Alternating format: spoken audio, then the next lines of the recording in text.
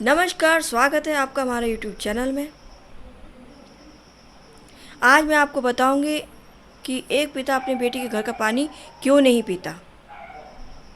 आखिर वजह क्या है, इसके पीछे एक कहानी है और कहानी जो है मैं बताती हूँ, सुनिए।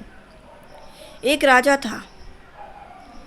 राजा ने क्या करा, उसके मन में विचार आया, उसने एक ब्राह्मण को गाय दान कर दी। गाय दान जब कर दी तो वो गाय क्या हुआ, रात को महल में वापस आ गई, जिसकी खबर राजा को भी नहीं थी और ग्वाले को भी नहीं थी।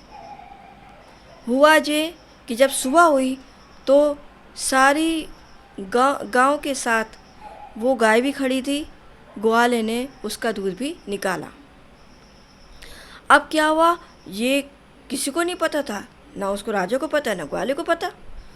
अब क्या हुआ, भूल से राजा ने वो दूध ग्रहण कर लिया, क्योंकि वो दान करी हुई गाय थी। अगर दान करी हुई गाय नहीं होती तो उसे कुछ नहीं होता, लेकिन दान करी हुई गाय थी। राजा ने जब वो दूध ग्रहण कर लिया तो उसका अगला जन्म बकरे का हुआ। और जब बकरे का हुआ तब उसे बहुत पछतावा हुआ। उसने कहा कि ऐसा कैसे हो गया। कहते हैं कि जो व्यक्ति कन्यादान के बाद अपनी बेटी के घर का अन्न पानी ग्रहण करता है तो मरते टाइम उसे तुलसी और गंगा जल नसीब नहीं होता है। ये मैं नहीं कह रही हूँ, ये शास्त्र कह रहा है। इसलिए आप पहले देखते थे कि बड़े बुजुर्ग कहते थे नहीं, हम बेटी घर का खाना नहीं खाएंगे, बेटी घर का पानी नहीं पीते हैं। ये वजह होती है, ये वजह है। बहुत परहेज मानते थे पहले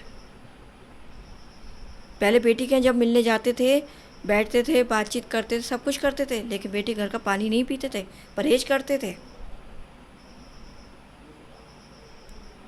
बाहर से ला के पिला दो, बाहर से कुछ ला के खिला दो, वो बात अलग है, लेकिन बेटी के घर का पानी और अन्न ग्रहण नहीं करते थे।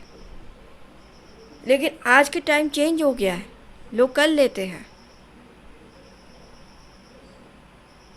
कहते हैं कि दान की ही चीज़ का कभी उपयोग नहीं करना चाहिए।